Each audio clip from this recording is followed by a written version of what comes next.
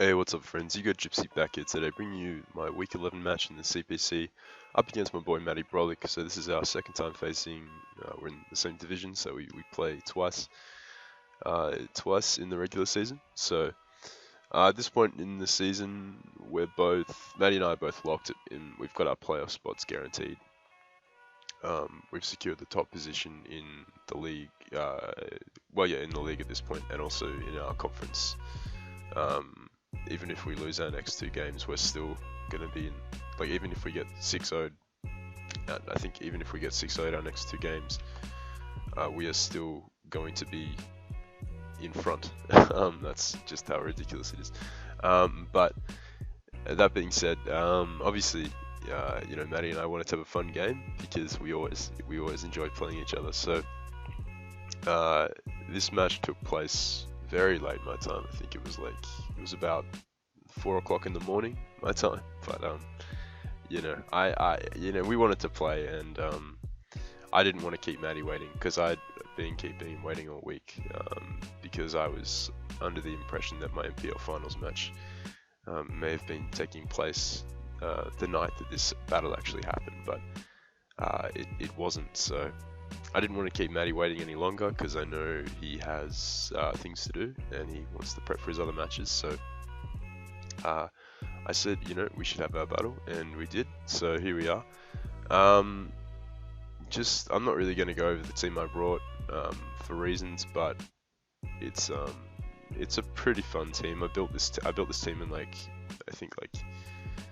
I don't know, probably half an hour or so. But it's a pretty fun team. It's not a bad team by any means, but it's mainly just for fun because, like I said, it's not.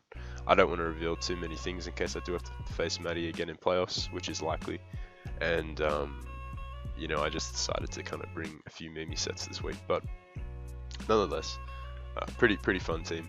So we'll jump into the match. I'm gonna lead off with my Arcanine, as he leads off with his Donphan.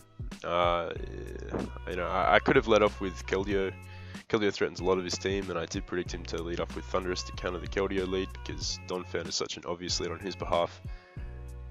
Also, he could have led with something like Flagon or Weavile, which could have just pivoted out on, Flagon could have U-turned out on the Keldeo if it was a Scarf set. But he chooses to lead off with his Donphan straight off the bat, so, that's quite unfortunate, but I figure as though he's going to try and get his rocks up.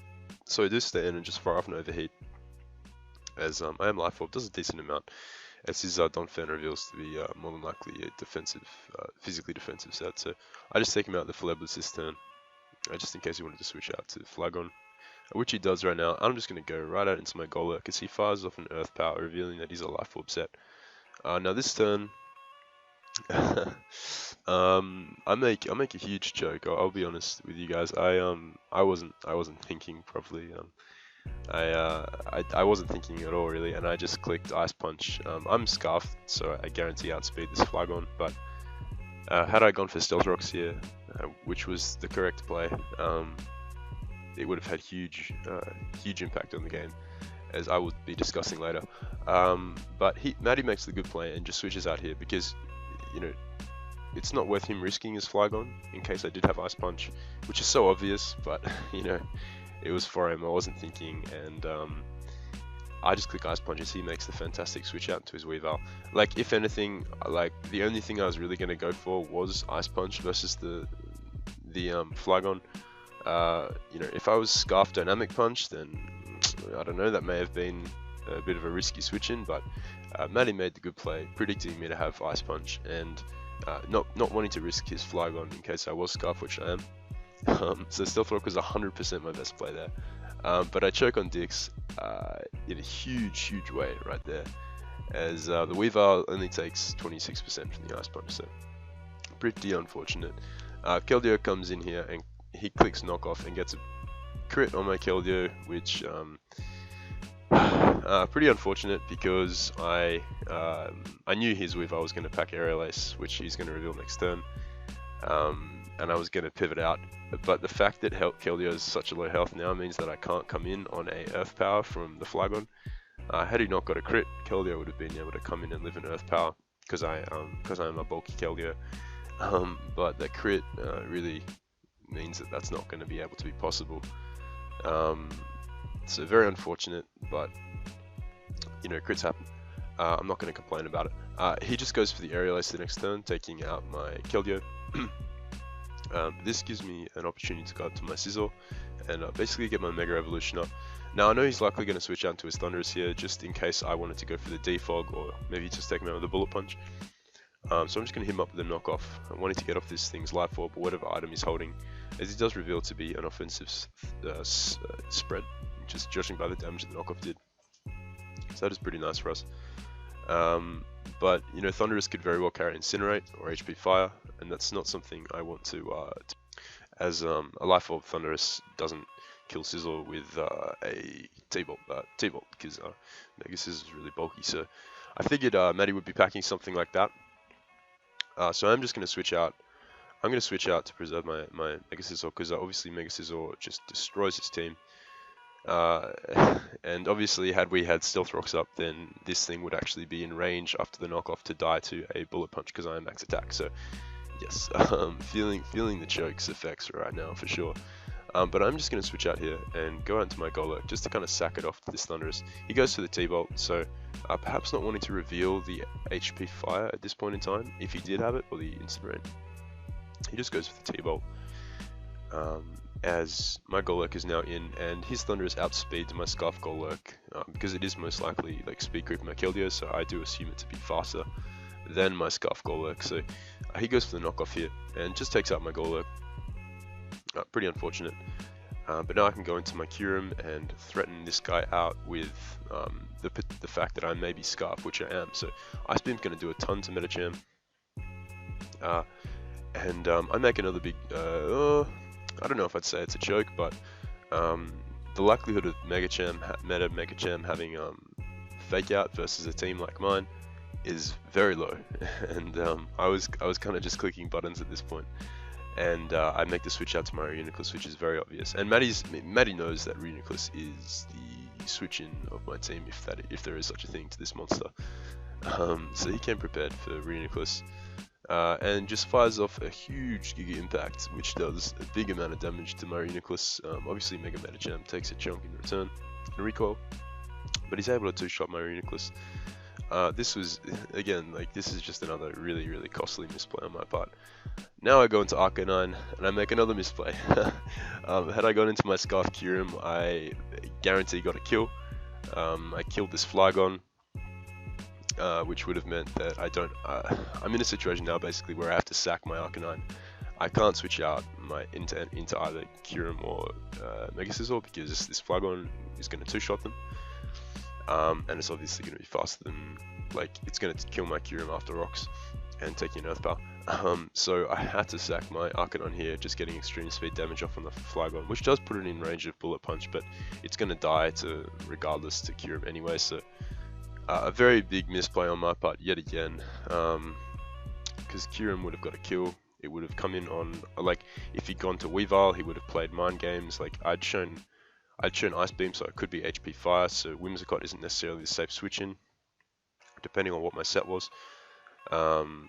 So that was just a really, yeah, really poor play on my part. As now I'm forced to sack off my Arcanine, so I'm just going to go for the E-Speed here, as Flygon just takes me out with the Earth Power. So Flygon's low, but like I said, he would have died to Kyurem regardless of what range of health he was at. As I now fire off the Ice Beam, as very good play on Matty's part, sacking Flygon. No need to preserve it, because now he can determine what move I'm locked into and react accordingly. He goes into his Weavile, and I can't switch out my Scizor. I can't switch out to my Scizor, because, like, if he SDs, like, there wasn't really much point in switching out, because he could have pursued it. He could have, like, got like a really high roll with like knockoff, and because I'm an offensive spread, I can't really take too many hits from Weavile, and I need to be able to take a Thunderbolt from this Thunderous. So my play here was to sack off my Kyurem and let Scizor come in and actually just take out the Weavile with a Bullet Punch.